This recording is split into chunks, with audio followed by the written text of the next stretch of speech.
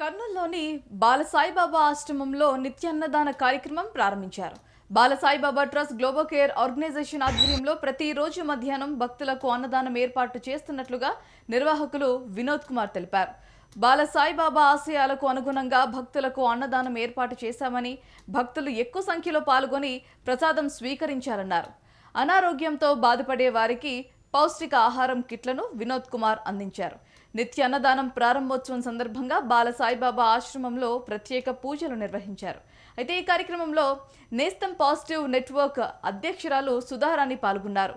మారేడుమిల్లిలో జరిగిన ఎన్కౌంటర్ ప్రాంతంలో స్వాధీనం చేసుకున్న మావోయిస్టుల ఆయుధాలను డీసీపీ పరిశీలించారు.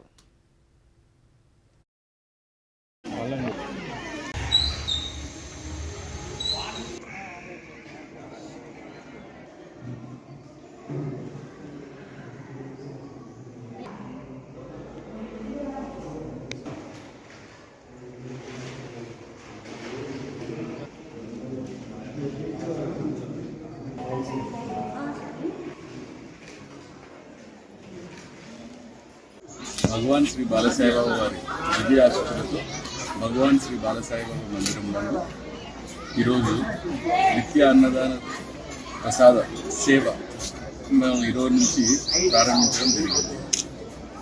దీంట్లో హెచ్ఐవి వారికి కూడా వారికి కావాల్సినటువంటి డైట్ కిట్ ఎవ్రీ మంత్ కూడా మనం ఒక 1 మంత్కి సంబంధించినటువంటి ఫుడ్ ప్రొవైడ్ చేయడం జరిగింది.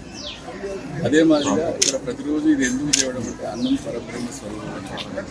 తర్వాత దేనికైనా సరే మనకి అన్నమే ప్రత్యక్ష దైవం.